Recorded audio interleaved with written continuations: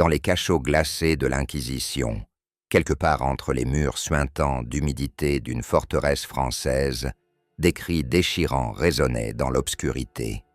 C'était le vendredi 13 octobre 1307, une date qui allait entrer dans l'histoire comme l'un des jours les plus sombres de l'Europe médiévale. Ce matin-là, sur ordre du roi Philippe IV le Bel, des milliers de chevaliers du Temple furent arrêtés simultanément dans tout le royaume de France. L'opération fut menée avec une précision militaire terrifiante, comme si le roi avait orchestré une guerre secrète contre l'ordre le plus puissant de la chrétienté. Mais ce n'étaient pas leurs richesses immenses, leurs forteresses imprenables ou leur réseau bancaire international qui terrifiait vraiment le roi. Non, c'était quelque chose de bien plus inquiétant, quelque chose qui se cachait dans l'ombre de leur chapelle, fermée à double tour. Les accusations portées contre les Templiers étaient si monstrueuses qu'elles glaçaient le sang. Hérésie, reniement du Christ, profanation de la croix, pratiques obscènes lors de cérémonies secrètes. Mais parmi tous ces chefs d'accusation, un nom revenait sans cesse dans les protocoles d'interrogatoire, murmuré avec terreur par les inquisiteurs et les témoins. Baphomet, un nom qui sonnait comme une malédiction dans les couloirs du Vatican.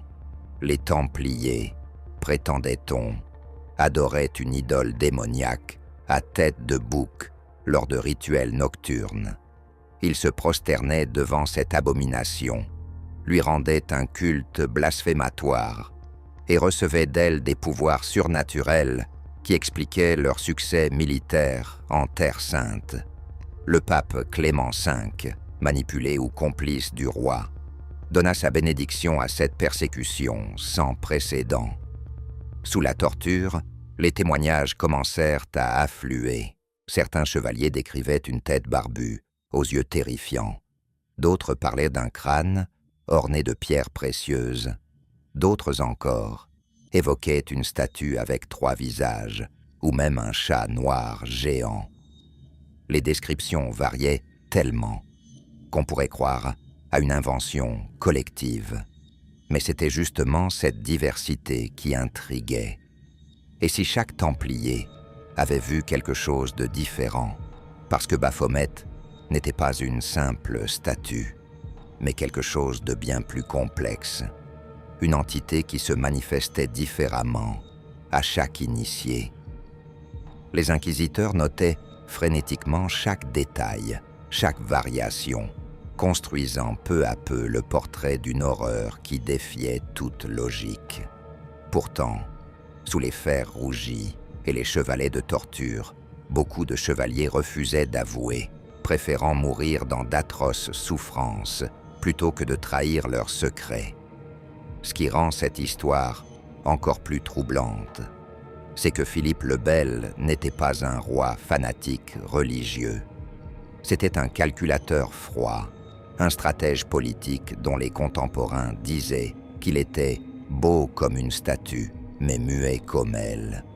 Il devait des sommes colossales aux Templiers qui avaient financé ces guerres ruineuses contre l'Angleterre et la Flandre.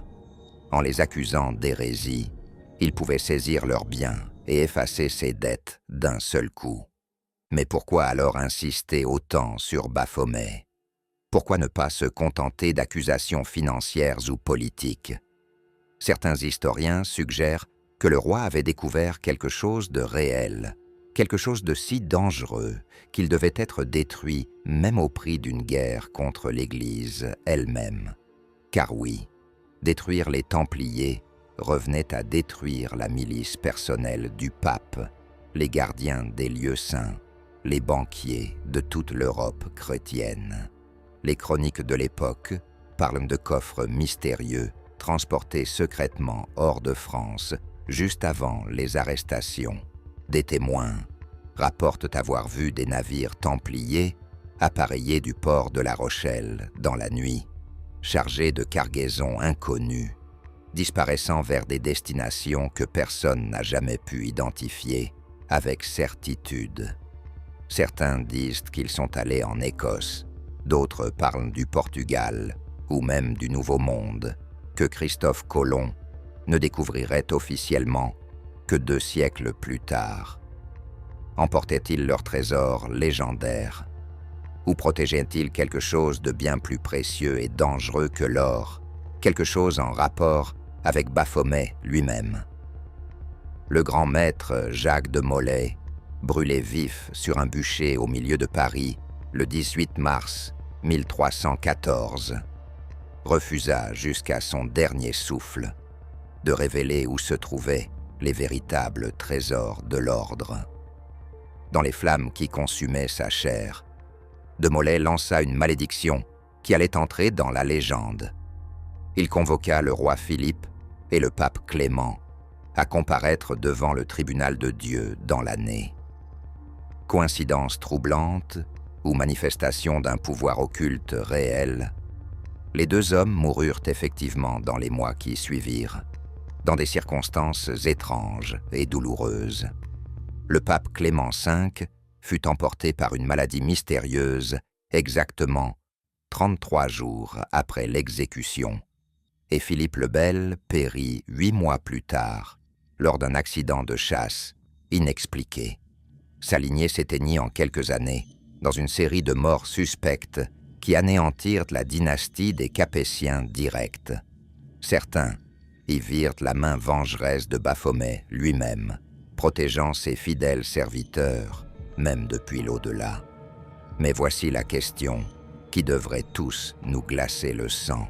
Et si tout ce qu'on nous a raconté sur Baphomet était un mensonge soigneusement orchestré, ou pire encore, et si c'était la vérité, mais pas celle que l'Église voulait que nous connaissions, et si les Templiers n'adoraient pas un démon, mais détenaient une connaissance si dangereuse pour le pouvoir papal qu'elle devait être effacée de l'histoire à tout prix. Dans les archives secrètes du Vatican, dans les manuscrits interdits des bibliothèques ésotériques, dans les symboles gravés sur les murs des anciennes commanderies de Templières, une autre histoire attend d'être racontée. Une histoire où Baphomet n'est pas le monstre qu'on nous a présenté, mais la clé d'une vérité qui pourrait ébranler les fondements mêmes de notre compréhension du monde. Alors, abonnez-vous et laissez un commentaire avec votre opinion sur les Templiers, car ce que vous allez découvrir dans les prochaines minutes va remettre en question tout ce que vous pensiez savoir sur l'histoire, la religion et les sociétés secrètes qui tirent les ficelles dans l'ombre depuis des siècles. Pour comprendre qui est vraiment Baphomet, il faut d'abord se pencher sur l'énigme de son nom lui-même. Ce mot étrange, qui résonne comme une incantation venue d'un autre âge, cache en réalité plusieurs couches de signification que les érudits débattent encore aujourd'hui. La première théorie, celle qui a dominé pendant des siècles dans l'imaginaire chrétien, suggère que Baphomet ne serait qu'une déformation du nom Mahomet, le prophète de l'islam.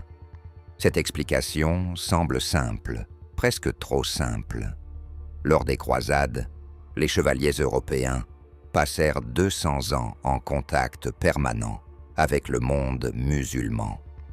Les Templiers, en particulier, établirent des relations complexes avec leurs adversaires sarrasins, apprenant leur langue, étudiant leur culture et, selon certaines rumeurs, assimilant leurs connaissances ésotériques.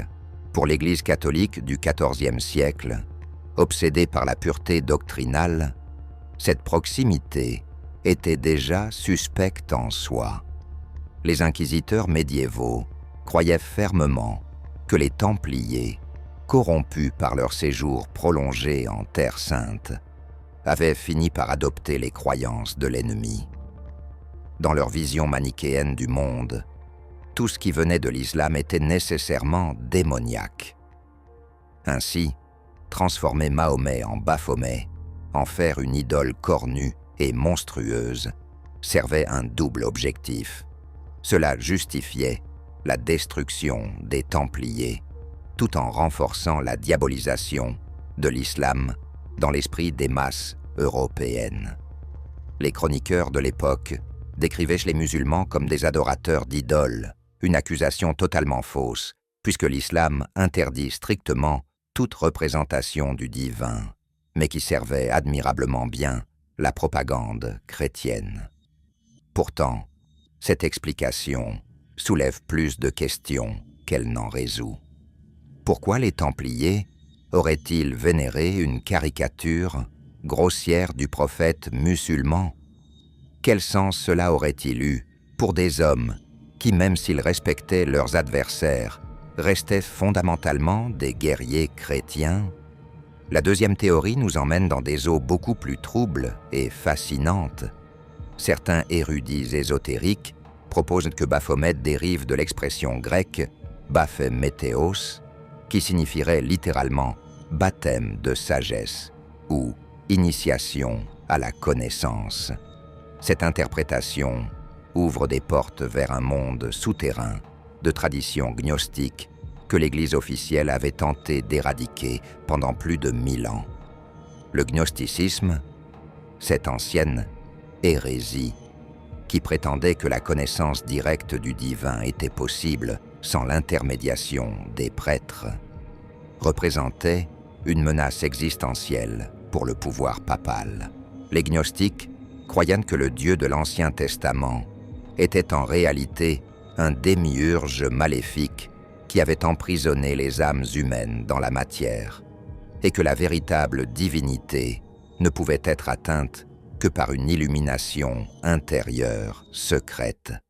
Si les Templiers avaient vraiment découvert et adopté ces enseignements gnostiques, cela expliquerait pourquoi ils furent accusés de cracher sur la croix et de renier le Christ lors de leur cérémonie d'initiation. Les mystères antiques, ces rites secrets pratiqués à Éleusis, à Samothrace et dans d'innombrables temples cachés du monde méditerranéen, promettaient exactement ce genre de transformation spirituelle. Les initiés, après avoir traversé des épreuves terrifiantes et des révélations bouleversantes, émergeaient transformés, ayant vu ce qui se cache derrière le voile de la réalité ordinaire. Pythagore, Platon et probablement même Jules César furent initiés à ces mystères dont le contenu exact reste jalousement gardé même aujourd'hui, car ceux qui les trahissaient étaient condamnés à mort. Est-il possible que les Templiers, lors de leur séjour au Moyen-Orient, aient découvert des descendants de ces traditions anciennes qui avaient survécu sous couvert de soufisme islamique ou de kabbale juive? Les commanderies templières étaient réputées pour leurs bibliothèques immenses contenant des textes en arabe, en hébreu, en grec ancien, des langues que très peu de moines chrétiens maîtrisaient à l'époque. Mais la théorie la plus troublante, celle qui fait frémir même les historiens les plus sceptiques, concerne le chiffre kabbalistique, Atébach. Il s'agit d'un système de substitution utilisé dans la mystique juive où la première lettre de l'alphabet hébreu est remplacée par la dernière, la deuxième par l'avant-dernière, et ainsi de suite. Quand on applique ce chiffre au mot Baphomet écrit en lettres hébraïques, le résultat est stupéfiant. On obtient le mot Sophia, qui signifie sagesse en grec. Sophia n'est pas n'importe quelle sagesse, c'est la sagesse divine personnifiée, une figure centrale dans la gnose et la kabbale, souvent représentée comme une entité féminine qui incarne la connaissance ésotérique ultime. Dans certains textes gnostiques interdits, Sophia est décrite comme l'aspect féminin de Dieu lui-même, une idée absolument hérétique pour l'Église patriarcale qui ne tolérait aucune féminisation du divin. Si les Templiers utilisaient vraiment le nom Baphomet comme un code secret pour désigner Sophia, cela suggère qu'ils possédaient des connaissances kabbalistiques avancées et qu'ils vénéraient un aspect du divin que Rome considérait comme une abomination. Cette découverte devient encore plus troublante quand on examine les témoignages contradictoires des Templiers eux-mêmes lors de leurs interrogatoires. Certains parlaient d'une tête avec une longue barbe, d'autres d'un crâne humain serti de joyaux, d'autres encore d'un chat noir aux yeux flamboyants, et quelques-uns évoquaient une idole à 3 visages, comme la Trinité chrétienne, mais inversée et horrifiante. Un chevalier mentionna une figure qui était à la fois homme et femme, jeune et vieille, terrifiante et belle. Comment expliquer de telles variations? Les sceptiques diraient que cela prouve que Baphomet n'a jamais existé, que c'était une invention des tortionnaires. Mais les initiés aux mystères ésotériques proposent une explication bien différente. Et si chaque Templier voyait quelque chose de différent, parce que Baphomet n'était pas un objet physique, mais un symbole vivant, une projection de l'inconscient collectif de l'ordre, une forme pensée créée par des siècles de rituels et de méditation. Dans les traditions occultes, il existe le concept de l'égrégore, une entité psychique créée par la concentration mentale d'un groupe. Plus le groupe est nombreux, discipliné et unifié dans son intention, plus l'égrégore devient puissant, presque autonome. Les Templiers, avec leurs milliers de membres soumis à une discipline militaire et spirituelle stricte, pratiquant les mêmes rituels aux mêmes heures dans toute l'Europe et le Moyen-Orient, auraient pu créer, sans le savoir, un égrégore d'une puissance terrifiante. Cet égrégore, nourri par 2 siècles de dévotion, de sang versé en terre sainte, de prières et de méditations, aurait pris la forme de Baphomet, se manifestant différemment à chaque initié selon son niveau de compréhension et sa préparation spirituelle. Pour les novices, peut-être juste un objet de culte étrange. Pour les maîtres initiés, une vision directe de la sagesse divine elle-même, au-delà des formes et des dogmes. Ce qui rend cette théorie encore plus crédible, c'est la persistance du symbolisme de Baphomet à travers les âges. Quand on regarde en arrière dans l'histoire ancienne, on trouve partout des traces de divinités cornues qui ressemblent étrangement aux descriptions de Baphomet, le dieu grec Pan avec ses cornes de bouc, ses jambes velues et ses sabots fendus, représentait la nature sauvage et les instincts primitifs de l'humanité. Il vivait dans les forêts, jouait de la flûte, séduisait les nymphes et causait la panique-terreur dont il tire son nom parmi ceux qui s'aventuraient trop loin dans son domaine. Dionysos, le dieu du vin et de l'extase mystique, était également associé aux boucs et aux rituels orgiastiques qui dissolvaient les frontières entre le divin et le mortel. Les bacchantes, ces prêtresses possédées, déchiraient des animaux vivants de leurs mains nues dans leur frénésie sacrée. Plus intrigant encore, le dieu celtique Cernunnos, le seigneur cornu des forêts de Gaule et de Bretagne, présente des similitudes troublantes avec la figure de Baphomet. Sur le célèbre chaudron de Gundestrup, datant du 1er siècle avant notre ère, Cernunnos est représenté assis en position de méditation, portant des bois de cère, entouré d'animaux, tenant un serpent dans une main et un torque dans l'autre. Cette posture méditative, cette connexion avec la nature animale, cette symbolique du serpent représentant la sagesse ésotérique, tout cela préfigure étrangement les représentations ultérieures de Baphomet. Les Celtes voyaient en Cernunnos le gardien des portes entre les mondes, le psychopompe qui guidait les âmes des morts, le maître des cycles de mort et de renaissance. Quand le christianisme conquit l'Europe, ces anciennes divinités cornues furent systématiquement diabolisées transformés en représentation du diable lui-même. Mais pourquoi le bouc spécifiquement?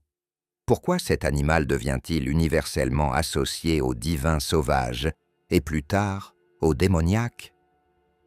Dans les religions de fertilité du Proche-Orient ancien, le bouc était sacré précisément à cause de sa virilité légendaire et de son association avec les montagnes, ces lieux élevés où les humains pouvaient s'approcher des dieux. Le bouc sacrificiel de Yom Kippour, dans la tradition hébraïque, celui qu'on chargeait symboliquement de tous les péchés d'Israël avant de le chasser dans le désert, porte le nom d'Azazel, un nom qui apparaît également dans les grimoires démonologiques médiévaux, comme un démon puissant. Cette continuité symbolique n'est pas accidentelle.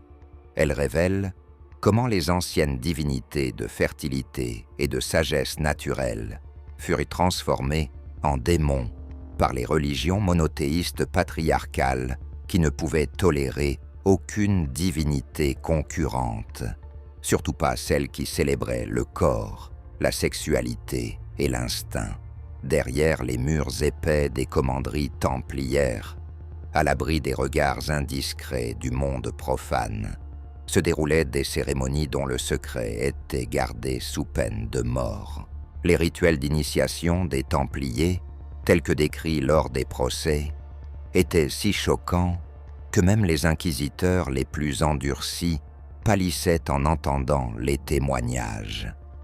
Un novice, après avoir passé des mois ou des années à prouver sa valeur, était finalement convoqué en pleine nuit dans une chapelle secrète. Là, dans la lueur vacillante des torches, entouré de chevaliers encapuchonnés dont les visages restaient cachés dans l'ombre, il devait subir une épreuve qui brisait toutes ses certitudes religieuses. Selon les accusations, on lui présentait un crucifix et on lui ordonnait de renier le Christ, de cracher sur la croix, de la piétiner. Ceux qui refusaient, prétendaient certains témoins, n'étaient jamais revus vivants. Ceux qui acceptaient franchissaient le premier seuil d'une initiation qui les transformerait à jamais.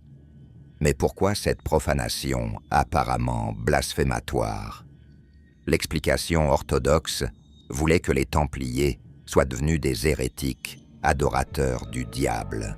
Pourtant, une lecture plus ésotérique suggère quelque chose de beaucoup plus sophistiqué. Dans les traditions gnostiques que les Templiers auraient pu découvrir au Moyen-Orient, renier le Christ ne signifiait pas rejeter la divinité, mais plutôt rejeter l'interprétation dogmatique qu'en faisait l'Église. Pour les gnostiques, le Jésus, historique, crucifié, n'était qu'une coquille, un symbole mal compris par les masses. Le véritable Christ était une force cosmique de connaissance pure, incapable de souffrir ou de mourir. Cracher sur le crucifix serait alors un acte symbolique de libération de la superstition et des chaînes mentales imposées par une Église corrompue qui utilisait la peur de l'enfer pour contrôler les fidèles. C'était un test ultime de détachement des formes extérieures pour atteindre la vérité intérieure, un passage par la transgression pour accéder à une compréhension supérieure. Les témoignages parlent également de baisers rituels que les novices devaient donner à leurs initiateurs. Des baisers sur la bouche, sur le nombril, sur la base de la colonne vertébrale, et selon certaines accusations, sur des parties plus intimes encore. Pour les esprits médiévaux obsédés par la pureté sexuelle, ces pratiques ne pouvaient être que démoniaques et sodomites. Mais dans le contexte des mystères antiques et des traditions tantriques orientales, ces gestes avaient une toute autre signification. Dans la physiologie mystique de nombreuses traditions ésotériques, le corps humain contient des centres d'énergie, des portes vers des états de conscience modifiés. Le baiser rituel sur ces points précis pourrait représenter l'activation de ces centres. une transmission d'énergie spirituelle du maître à l'élève, un éveil de la force Kundalini qui sommeille à la base de la colonne vertébrale. Les Templiers auraient-ils appris ces techniques des soufis musulmans ou des kabbalistes juifs qu'ils côtoyaient en Palestine? L'hypothèse est troublante, mais pas impossible. Après ces épreuves préliminaires, venait le moment le plus terrifiant de l'initiation, la rencontre avec Baphomet lui-même, dans l'obscurité absolue de chambres souterraines que même la lumière du jour ne pénétrait jamais. On amenait le novice tremblant devant un autel secret. Là, selon les témoignages recueillis sous la torture, se dressait l'idole. Certains décrivaient une tête barbue, aux yeux de pierre, qui semblait pourtant vivant, brillant d'une lueur phosphorescente dans les ténèbres. D'autres parlaient d'un crâne humain, serti d'or et de joyaux, posé sur un coussin de velours pourpre. Les plus troublants évoquaient une statue complète, mi-homme, mi-bouc, assise sur un trône, une main pointant vers le ciel et l'autre vers le sol, comme pour indiquer un secret cosmique. Les chevaliers présents se prosternaient devant cette effigie, psalmodiant des formules dans des langues que le novice ne comprenait pas, peut-être de l'hébreu, de l'arabe ou du grec ancien. Le témoignage le plus détaillé vient d'un certain frère Jean de Châlons, qui affirma que lors de ces cérémonies, on lui avait montré une corde blanche que tous les chevaliers portaient ensuite sous leur tunique, directement contre la peau. Cette corde, disait-on, avait touché la tête de Baphomet et possédait des propriétés magiques extraordinaires. Elle protégeait son porteur au combat, guérissait les maladies, et certains murmuraient même qu'elle pouvait conférer des pouvoirs de divination et de communion avec l'au-delà. Les Templiers, qui mouraient au combat, étaient toujours enterrés avec cette corde, comme si elle devait les accompagner dans l'autre monde. Les inquisiteurs retrouvèrent effectivement de telles cordes sur de nombreux chevaliers arrêtés, des cordelettes tressées de manière complexe, parfois tachées de substances inconnues qui pouvaient être du sang, de l'huile consacrée ou d'autres fluides utilisés dans les rituels secrets. Analysées aujourd'hui, certaines de ces reliques révèlent des traces de substances psychoactives comme la belladone ou la mandragore, suggérant que les visions de Baphomet pouvaient être amplifiées par des états de conscience altérés. Mais d'où les Templiers tenaient-ils ces connaissances ésotériques si éloignées de l'orthodoxie chrétienne? Pour répondre à cette question, il faut comprendre que l'ordre du Temple ne fut pas seulement une force militaire, mais aussi un pont culturel entre l'Orient et l'Occident. Pendant 2 siècles, les Templiers vécurent au cœur du monde islamique, dans des forteresses situées en Terre Sainte, en Syrie, au Liban. Ils y côtoyèrent les soufis, ces mystiques musulmans qui cherchaient l'union directe avec Allah à travers la danse extatique, la méditation profonde et l'étude de textes ésotériques. Les soufis possédaient une tradition de transmission orale de secrets spirituels qui remontait, selon leur propre affirmation, jusqu'au temps d'Abraham et même avant, jusqu'aux sages antédiluviens. Certains ordres soufis pratiquaient le dhikr, une répétition rythmique des noms divins qui menait à des états de transe visionnaires remarquablement similaires aux descriptions des rituels templiers. Plus troublant encore, les Templiers eurent des contacts documentés avec les Ismaéliens, une secte chiite considérée comme hérétique par l'islam orthodoxe, mieux connue sous le nom d'assassins. Ces guerriers mystiques, basés dans leur forteresse imprenable d'Alamut en Perse, étaient réputés pour leur discipline absolue et leur dévotion totale à leur chef, le vieux de la montagne. On racontait qu'ils utilisaient le hashish pour induire des visions du paradis et qu'ils possédaient des bibliothèques contenant des textes interdits remontant à l'époque pré-islamique, des grimoires babyloniens et zoroastriens décrivant des rituels magiques oubliés, les Templiers et les assassins, bien qu'ennemis en théorie, conclurent plusieurs trêves et alliances pragmatiques.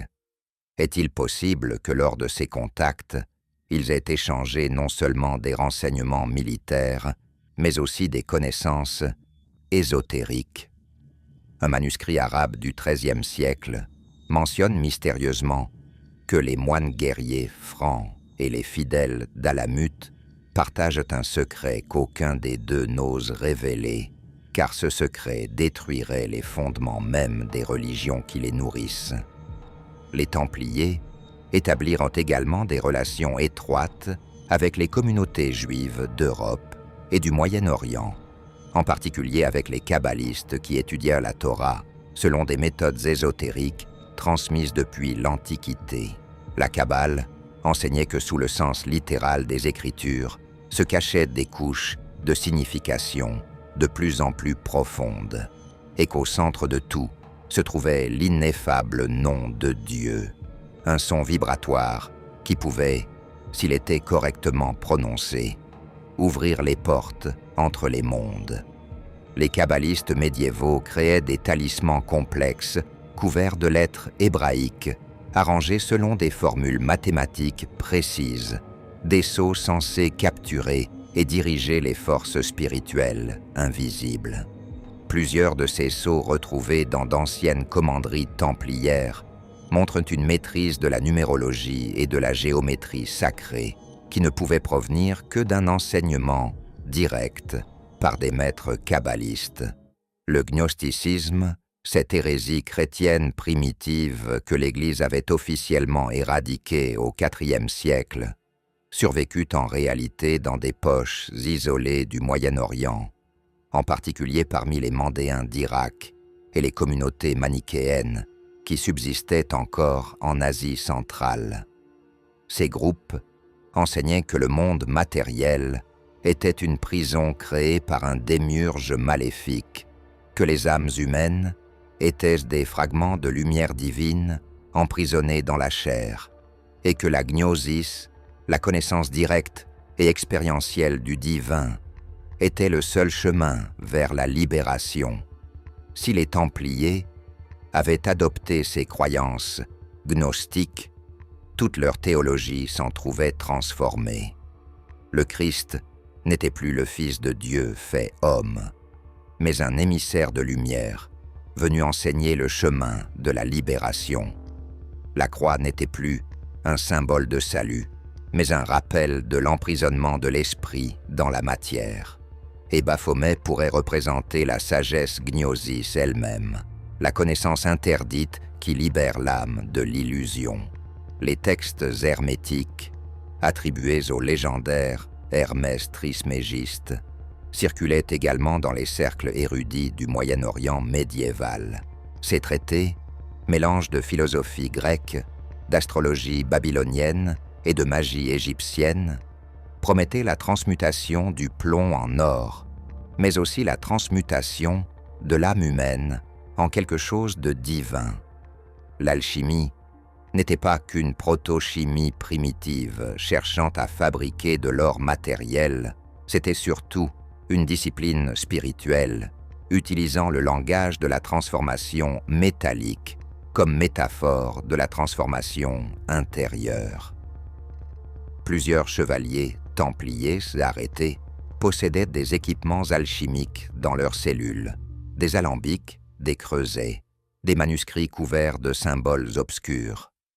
Un inventaire des biens saisis dans la commanderie de Paris mentionne 12 livres écrits en caractères inconnus, traitant de la transmutation des métaux et de la quintessence. Ces livres disparurent mystérieusement avant de pouvoir être examinés par les théologiens du roi. Mais au-delà de toutes ces spéculations ésotériques, il existe une réalité beaucoup plus prosaïque et cynique qui explique peut-être mieux que tout le reste la destruction des Templiers. Philippe IV le Bel était tout simplement en faillite. Ses guerres coûteuses contre l'Angleterre et la Flandre avaient vidé le trésor royal. Il avait déjà expulsé les Juifs de France en 1206 et confisqué leurs biens, puis dévalué la monnaie à plusieurs reprises, ce qui lui valut le surnom de « roi faux-monnayeur ». Mais cela ne suffisait pas. Les Templiers, en revanche, étaient devenus la banque la plus puissante d'Europe. Ils avaient inventé le système de crédit international, les lettres de change, qui permettaient à un pèlerin de déposer de l'argent dans une commanderie en France et de le retirer en Terre Sainte sans risquer d'être dévalisé en route. Ils prêtaient de l'argent au roi, au pape, aux marchands. Leur réseau s'étendait de l'Écosse au royaume de Jérusalem, de l'Espagne à Chypre. Philippe devait aux Templiers une somme qu'aucun historien ne peut calculer avec précision, mais qui se chiffrait certainement en tonnes d'or et d'argent. En détruisant l'ordre, il effaçait sa dette d'un seul coup et s'emparait de toutes leurs propriétés, leurs forteresses, leurs terres, leurs trésors. L'accusation d'hérésie et d'adoration de Baphomet était l'instrument légal parfait pour cette spoliation, car selon le droit canon, tous les biens des hérétiques revenaient automatiquement à la couronne. Peu importait que les accusations soient vraies ou fausses, pourvu qu'elles soient assez horrifiantes pour que personne n'ose défendre les accusés. Et quelle meilleure accusation que celle de vénérer un démon à tête de bouc, de pratiquer la sodomie rituelle, de cracher sur le Christ? Le peuple, superstitieux et facilement manipulable, accepterait sans broncher la destruction d'un ordre qui était devenu trop puissant, trop riche, trop arrogant. Le procès de Jacques de Molay, le dernier grand maître de l'ordre du Temple, se déroula selon une parodie de justice qui choquerait même les standards juridiques les plus laxistes. Arrêté en octobre 1307, il fut maintenu en prison pendant 7 ans, subissant interrogatoires, tortures physiques et psychologiques. D'abord, il avoua sous la torture tout ce que ses bourreaux voulaient entendre, l'adoration de Baphomet, le reniement du Christ, les pratiques obscènes. Puis, lors d'une audience publique, il se rétracta courageusement, affirmant que ses aveux avaient été arrachés par la douleur et que l'ordre était innocent. Cette rétractation le condamnait automatiquement au bûcher comme hérétique relapse, celui qui retombe dans son hérésie après l'avoir abjuré. Le 18 mars 1314, devant une foule immense rassemblée sur l'île de la Cité à Paris, Jacques de Molay et Geoffroy de Charnay, précepteurs de Normandie, furent attachés à des poteaux au-dessus d'un bûcher de bois sec. Les chroniqueurs rapportent que de Molay, malgré son âge avancé et ses années de prison, se tenait droit et fier. Quand les flammes commencèrent à s'élever, dévorant ses vêtements et léchant sa chair, il cria d'une voix puissante qui résonna à travers tout Paris. Il proclama l'innocence de l'ordre et la corruption de ses juges, puis lança sa malédiction prophétique. Il convoquait le pape Clément V et le roi Philippe le Bel à comparaître devant le tribunal de Dieu dans un délai d'1 an et 1 jour. La foule, saisie de terreur superstitieuse, vit dans ces paroles plus qu'une simple menace vide. Et effectivement, comme si les forces surnaturelles obéissaient à cette convocation, le pape Clément mourut exactement 33 jours plus tard, le 20 avril, d'une maladie mystérieuse qui le fit agoniser dans d'atroces souffrances. Son corps, exposé dans une église, prit feu spontanément pendant la veillée funèbre. Incident extrêmement rare qui fut interprété comme un signe du jugement divin. Philippe le Bel survécut jusqu'en novembre, mais périt lors d'un accident de chasse inexpliqué, peut-être une attaque cérébrale, laissant 3 fils qui moururent tous sans héritier mâle, en moins de 15 ans, mettant fin à la lignée directe des Capétiens, dans une série de morts suspectes et de scandales.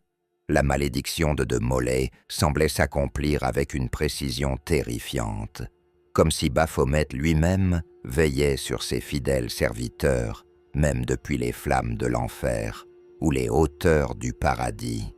Pendant plus de 5 siècles après la destruction des Templiers, le nom de Baphomet disparut presque entièrement de l'histoire officielle, relégué aux notes marginales des chroniques médiévales et aux murmures des sociétés secrètes qui prétendaient descendre des chevaliers martyrisés. Mais au milieu du XIXe siècle, alors que l'Europe connaissait une renaissance spectaculaire de l'intérêt pour l'occulte, un homme allait ressusciter Baphomet et le transformer en l'icône la plus reconnaissable de l'ésotérisme occidental. Cet homme s'appelait Alphonse Louis Constant, mais le monde le connaîtrait sous son nom de plume hébraïsé, Eliphas Lévi. Né en 1810 dans une famille pauvre de Paris, destinée à la prêtrise, Constant se rebella contre l'orthodoxie catholique après avoir étudié en profondeur la Kabbale, l'alchimie et les mystères antiques. Il fut excommunié, emprisonné pour ses écrits jugés blasphématoires, mais rien ne put éteindre sa quête obsessionnelle de la véritable connaissance spirituelle cachée derrière les dogmes religieux. En 1856, Lévi publia son œuvre maîtresse, Dogmes et rituels de la haute magie, un traité qui allait révolutionner l'occultisme moderne et établir les fondements de presque toutes les traditions magiques du XXe siècle. Dans ce livre dense et cryptique, rempli de références à l'hermétisme, à la Kabbale et aux traditions initiatiques de l'Antiquité, Lévi consacra des pages entières à Baphomet, qu'il décrivait non pas comme un démon, mais comme le symbole ultime de la connaissance ésotérique, la représentation parfaite de l'absolu magique. Mais c'est l'illustration qu'il commanda pour accompagner son texte qui allait marquer à jamais l'imaginaire collectif. Le dessin, réalisé par l'artiste, montrait une créature si étrange, si troublante, si riche en symbolisme que même aujourd'hui, plus de 150 ans plus tard, elle continue de fasciner et de choquer.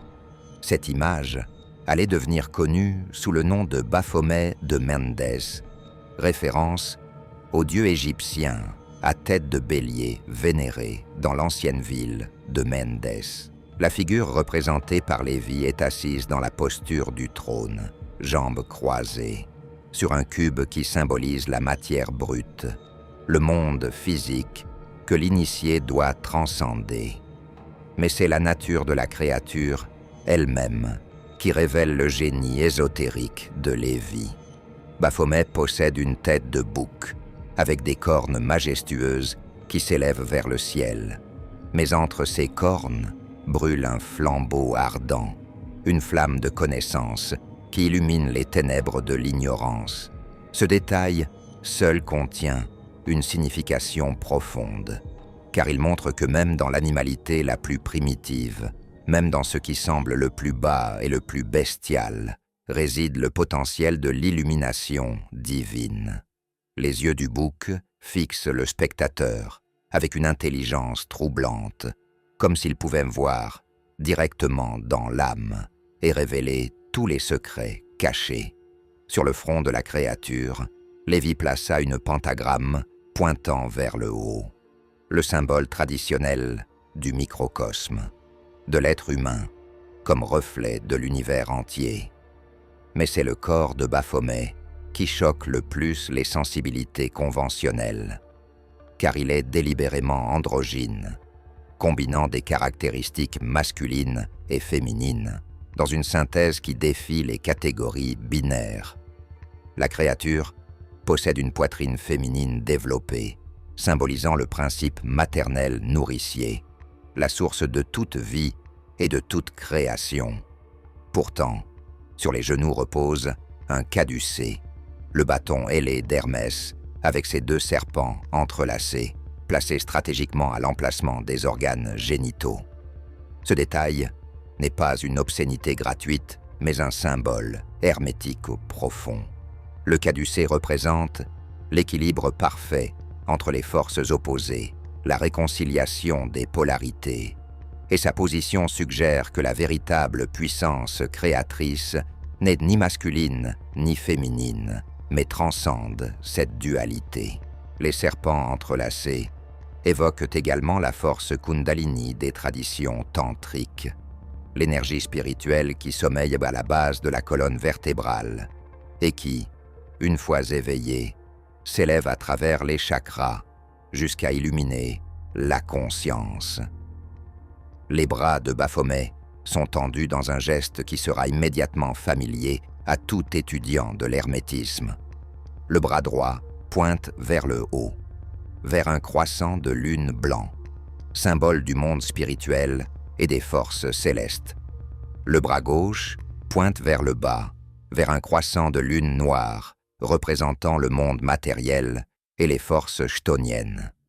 Ce geste illustre la maxime hermétique fondamentale inscrite sur la table d'émeraude d'Hermès Trismégiste. Ce qui est en haut est comme ce qui est en bas, le principe de correspondance qui affirme que l'univers entier est structuré selon les mêmes lois, à tous les niveaux d'existence. Sur les avant-bras de Baphomet, Lévi inscrivit 2 mots latins qui résument toute la philosophie alchimique. Solve sur le bras droit pointant vers le haut, coagula sur le bras gauche pointant vers le bas. Dissoudre et coaguler, décomposer et recomposer, détruire et créer, c'est le processus cyclique par lequel l'alchimiste transforme le plomb de la conscience ordinaire en l'or de l'illumination spirituelle. Les ailes déployées derrière Baphomet ne sont pas les ailes membraneuses d'une chauve-souris démoniaque, mais les ailes emplumées d'un ange ou d'un aigle, symbole de la capacité de l'esprit à s'élever au-dessus de la matière, à transcender les limitations du monde physique. Au bas de l'image, au pied de Baphomet, Lévi plaça un globe terrestre surmonté du signe de Mercure, la planète de la communication, de l'intelligence et de la magie. Ce détail suggère la domination de l'initié sur le monde matériel, non pas par la force brute, mais par la connaissance et la compréhension des lois occultes qui gouvernent la réalité. L'ensemble de l'image constitue ainsi une carte complète du grand œuvre alchimique, chaque détail correspondant à une étape spécifique du processus de transformation spirituelle. Baphomet n'est pas un être à adorer, mais un diagramme vivant, un mandala occidental qui encode toute la sagesse hermétique dans une seule figure synthétique. Lévi expliquait dans ses écrits que Baphomet représentait l'équilibre absolu, la réconciliation de toutes les oppositions qui déchirent l'existence humaine. Bien et mal, lumière et ténèbres, esprit et matière, masculin et féminin, ange et démon, toutes ces dualités apparemment inconciliables se dissolvent dans la figure de Baphomet pour révéler une unité plus profonde. Cette philosophie était fondamentalement gnostique, héritière des anciennes hérésies que l'Église avait combattues pendant des siècles. Pour les gnostiques et leurs héritiers modernes, comme Lévi, le mal n'était pas une force objective, mais simplement l'ignorance, l'incapacité à voir la vérité derrière les apparences.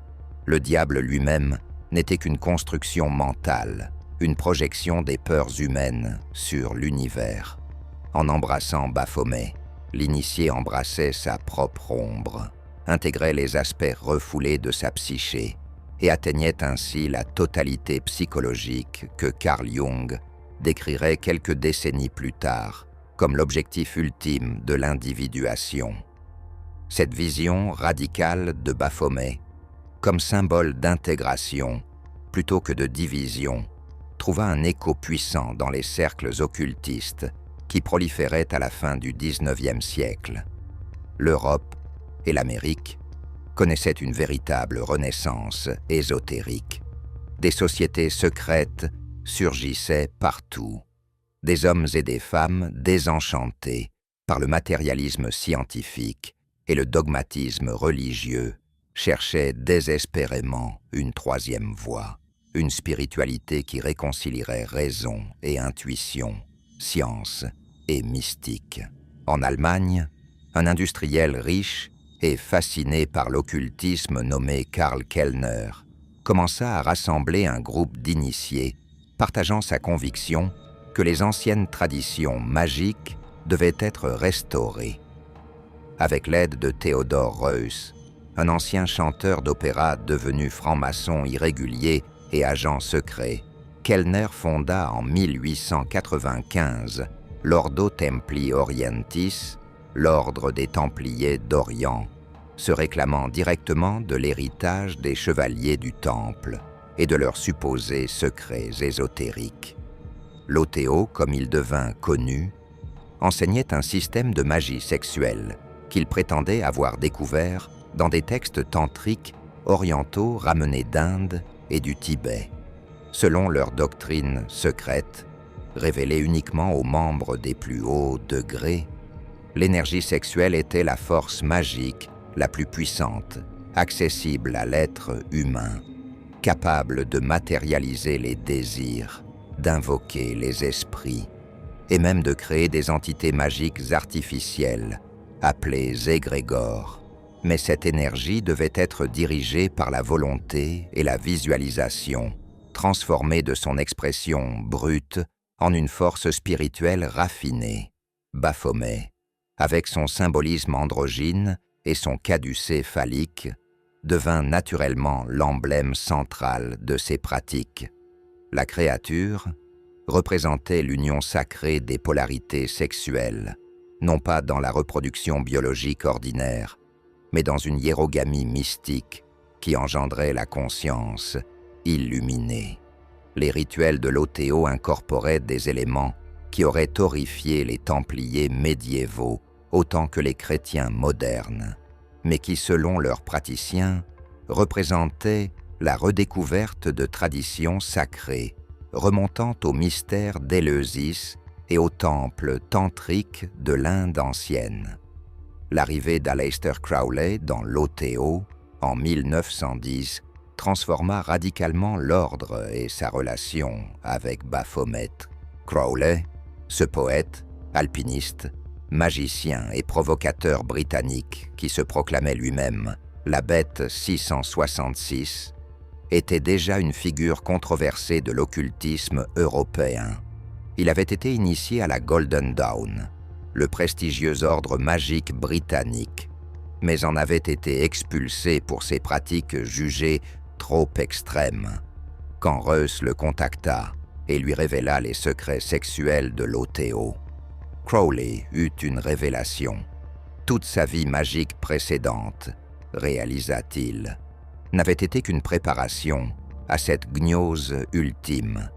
Il écrivit fébrilement ses propres textes sur la magie sexuelle, codant les techniques dans des allégories alchimiques et des poèmes cryptiques pour protéger les secrets des profanes.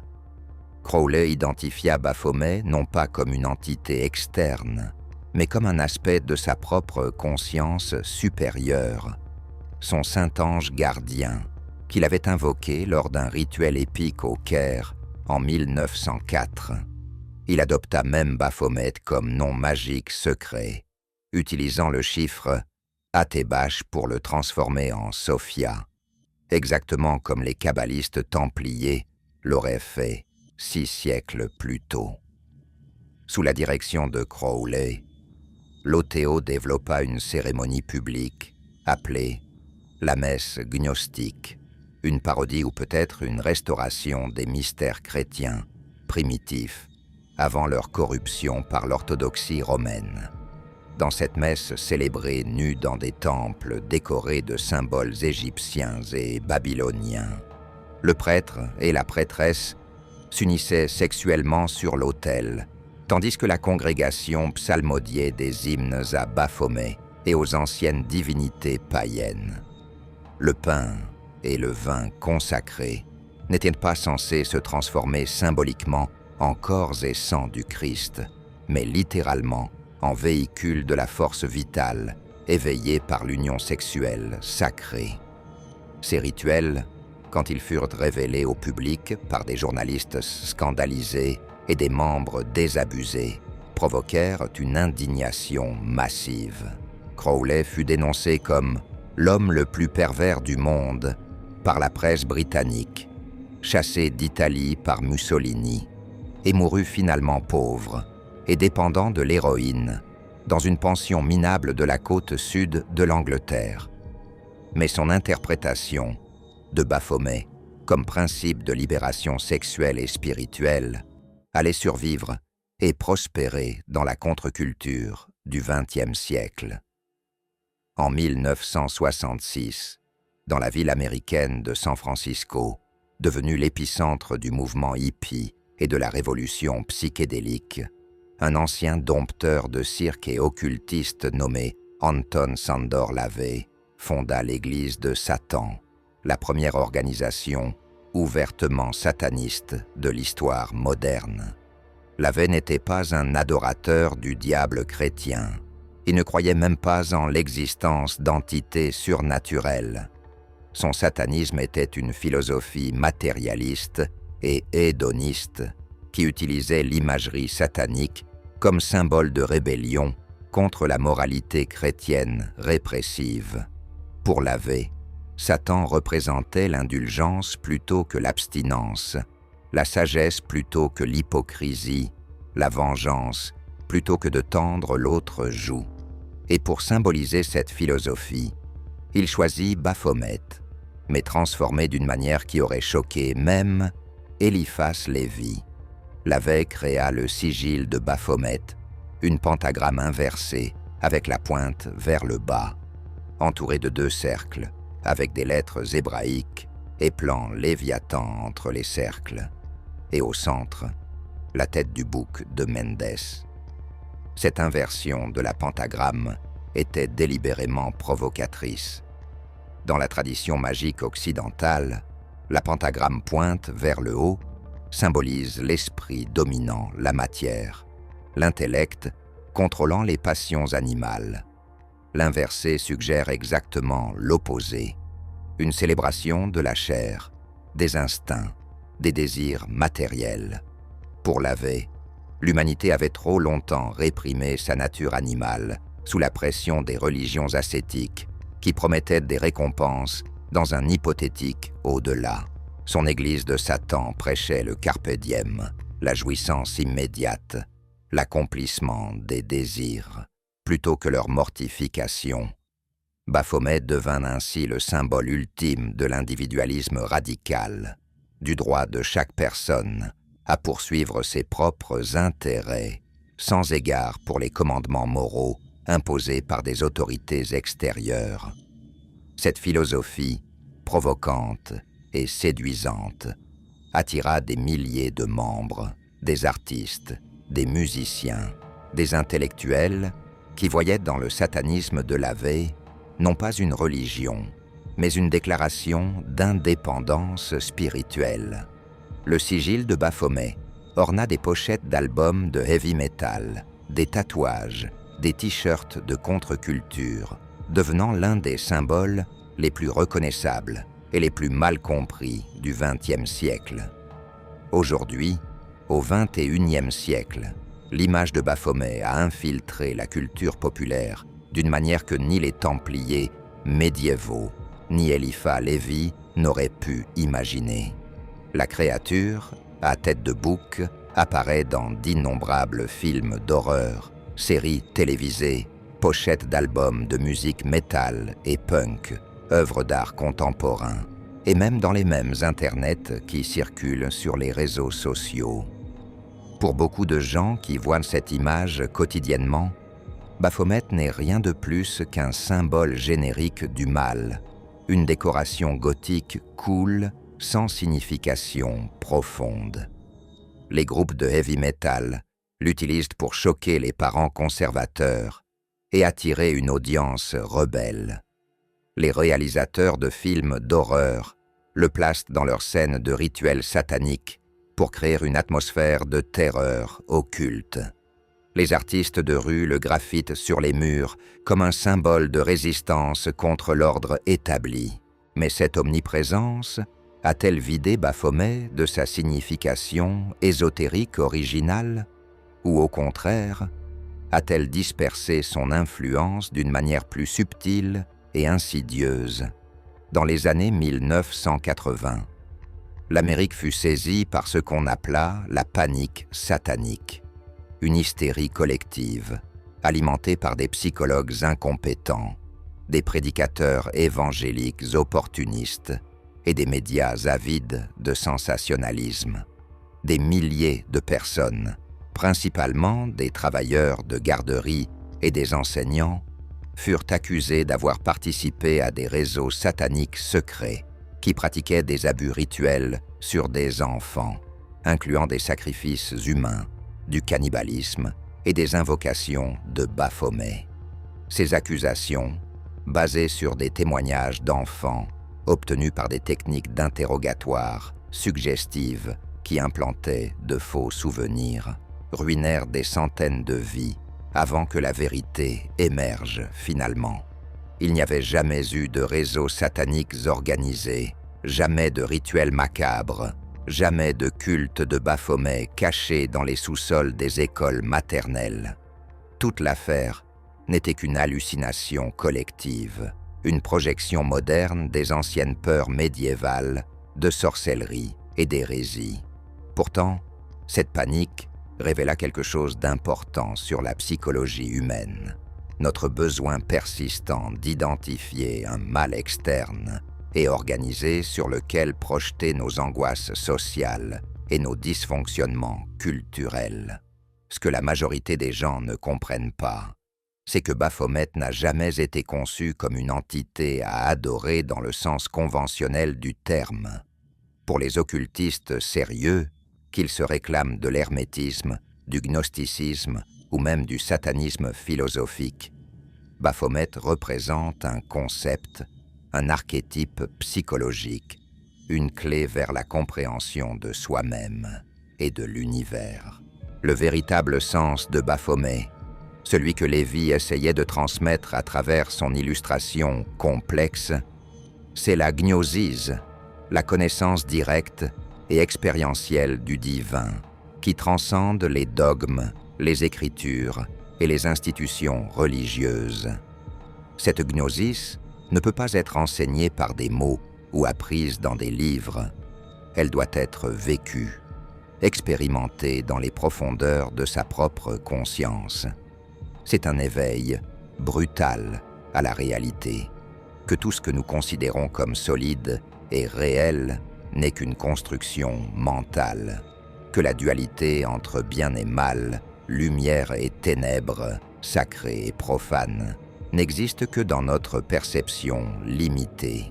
La psychologie moderne, particulièrement dans sa branche jungienne, offre un cadre pour comprendre Baphomet qui aurait fasciné les anciens gnostiques.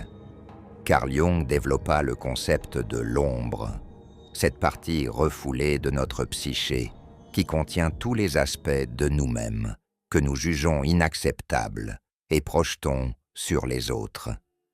Pour Jung, devenir psychologiquement complet, atteindre ce qu'il appelait l'individuation, nécessite d'intégrer cette ombre plutôt que de la nier.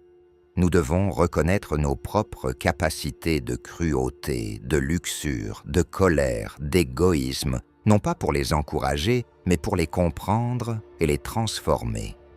Baphomet, avec son mélange troublant de divin et d'animal, de beau et de terrifiant, de masculin et de féminin, représente précisément cette intégration des opposés.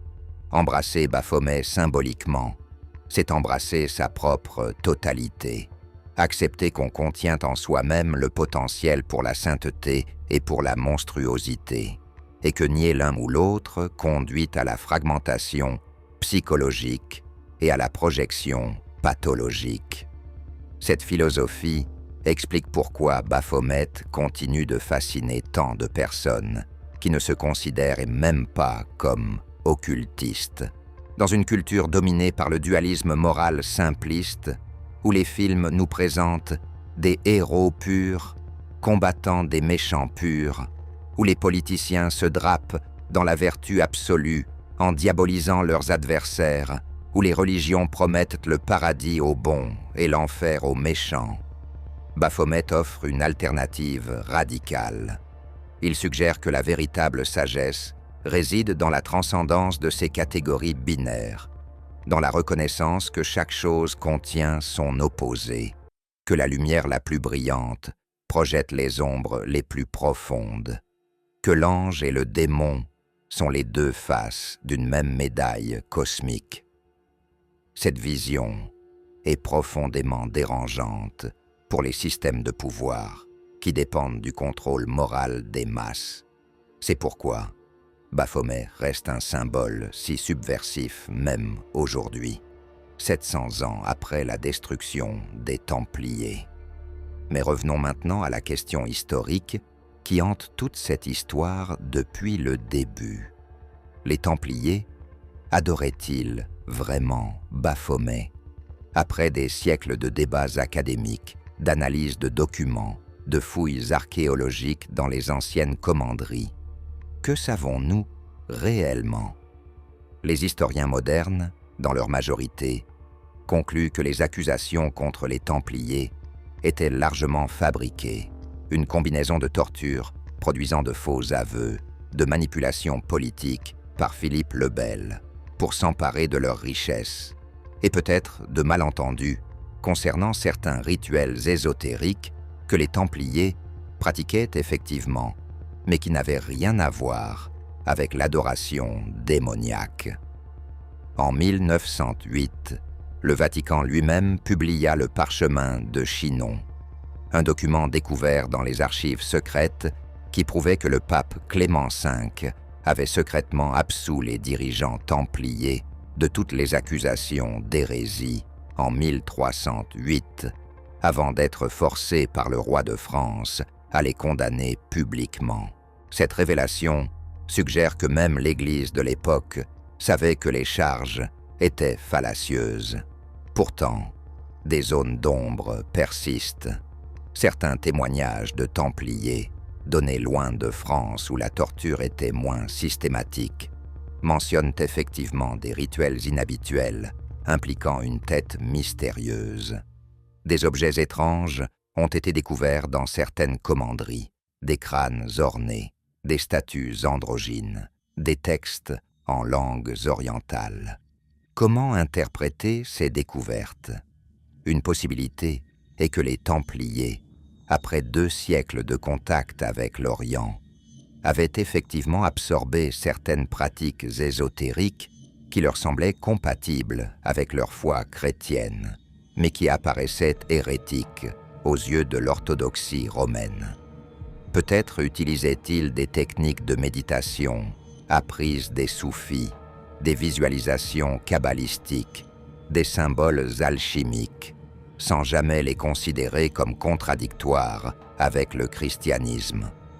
Pour eux, ces pratiques pouvaient être des outils pour approfondir leur dévotion, atteindre des états mystiques de communion avec Dieu. Mais pour les inquisiteurs ignorants et les théologiens rigides du XIVe siècle, tout ce qui sortait de la norme établie était automatiquement suspect de démonomanie. Une autre théorie, plus audacieuse, suggère que les hauts grades des Templiers possédaient effectivement une doctrine secrète, une gnosis, transmise oralement uniquement aux membres les plus avancés, qui remettait en question certains dogmes centraux du christianisme. Cette doctrine pourrait avoir inclus des éléments du dualisme gnostique, l'idée que le Dieu de l'Ancien Testament n'était pas le véritable Dieu, mais un démiurge imparfait, que le Christ n'était pas mort sur la croix, mais avait survécu pour transmettre des enseignements secrets, que le salut venait non pas de la foi, mais de la connaissance. Si une telle doctrine existait réellement, Baphomet pourrait avoir été son symbole central, représentant cette connaissance libératrice qui dissolvait les chaînes de l'ignorance dogmatique. Mais les preuves directes manquent, et nous ne saurons probablement jamais avec certitude ce qui se passait réellement dans les chapelles fermées des commanderies templières durant ces nuits sans lune où les chevaliers se rassemblaient pour leurs cérémonies secrètes. Ce qui est certain, c'est que Baphomet a transcendé ses origines historiques douteuses pour devenir quelque chose de beaucoup plus grand, un symbole vivant qui évolue avec chaque génération qui le réinterprète. Pour les Templiers, si Baphomet existait, il représentait peut-être la sagesse ésotérique qu'ils avaient découverte en Orient. Pour Eliphas Lévi, il incarnait l'absolu magique, l'équilibre parfait des forces cosmiques. Pour Crowley et Lothéo, il symbolisait la libération sexuelle et spirituelle. Pour Lavey et l'Église de Satan, il représentait l'individualisme radical et le rejet de la moralité imposée. Pour les psychologues jungiens, il illustre l'intégration de l'ombre et la totalité psychologique. Et pour la culture populaire contemporaine, il est devenu une icône de rébellion, un doigt d'honneur levé contre l'autorité religieuse et sociale. Toutes ces interprétations sont-elles contradictoires ou révèlent-elles différentes facettes d'une même vérité multidimensionnelle? Baphomet reste aujourd'hui l'une des figures les plus controversées et les plus fascinantes de tout l'occultisme occidental. Pour certains, c'est un démon littéral, une entité maléfique qui doit être combattue et exorcisée. Pour d'autres, c'est une pure invention, un fantasme médiéval qui n'a jamais eu de réalité objective. Et pour d'autres encore, c'est un symbole puissant de transformation spirituelle, un guide vers la connaissance de soi et la libération des conditionnements culturels. Peut-être que la vérité se trouve exactement où Baphomet lui-même nous l'indique, dans ce point d'équilibre parfait entre les extrêmes, dans cette synthèse des opposés qui transcende nos catégories mentales habituelles. Peut-être que demander si Baphomet est bon ou mauvais, réel ou imaginaire, divin ou démoniaque, c'est déjà poser la mauvaise question, car Baphomet existe précisément pour nous montrer que ces dualités sont illusoires, que la réalité ultime se situe au-delà de toutes nos distinctions conceptuelles. Alors, que pensez-vous de cette histoire extraordinaire qui traverse 7 siècles d'histoire occulte? Baphomet est-il un démon à craindre ou un symbole de sagesse à méditer? Les Templiers étaient-ils des hérétiques sataniques ou des mystiques incompris? Laissez votre opinion dans les commentaires ci-dessous.